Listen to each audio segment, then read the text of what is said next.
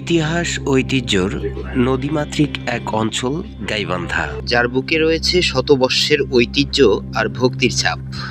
আজ আমরা এসেছি গাইবান্ধা শহরের প্রাণকেন্দ্রে অবস্থিত এক পবিত্র তীর্থস্থান শ্রী শ্রী কালীবাড়ি মন্দিরে।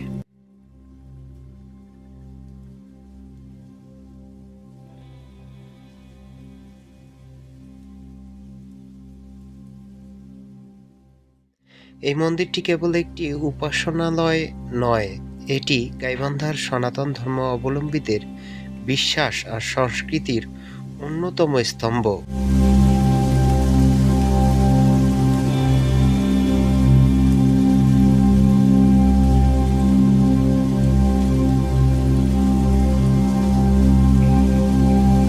মন্দির চত্বরে সবচেয়ে দেখার মতো যে বিষয়টা সেটা হচ্ছে এই পুরাতন পাইকর গাছ।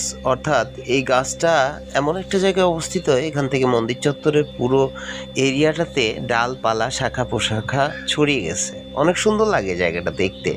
আপনারা আসলেই খেয়াল করে দেখবেন, এই গাছের ছায়ায় অনেকে বসে নিজের শরীরের ক্লান্তি দূর করে।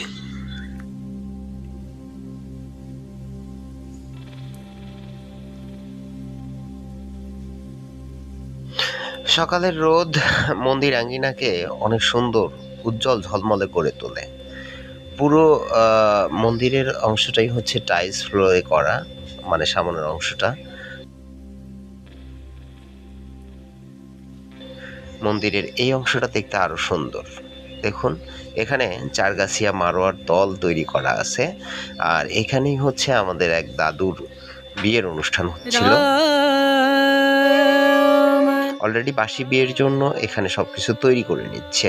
তো এখানকার বিশেষত্ব হচ্ছে যে মন্দিরের আশেপাশে যাদের বাসা তারা কিন্তু বিয়ের কার্যক্রমটা সাধারণত ফরওয়ার্ড একটা জায়গা মন্দিরে নিয়ে থাকে। খাওয়া এবং অতিথি আপ্যায়নের বিষয়টা তারা বাসায় করে থাকে, কিন্তু বিবাহের কাজের যে সমস্ত কার্যক্রমগুলো সেগুলো এই মন্দির চত্বরেই করে থাকে।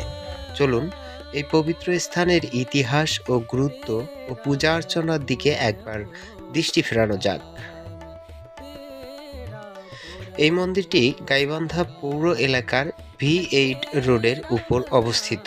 এটি শহরের কেন্দ্রে থাকায় সকলের কাছেই এটি সহজে প্রবেশযোগ্য এবং পরিচিত। স্থানীয়ভাবে এটি শুধু কালীবাড়ি মন্দির নামেই পরিচিত।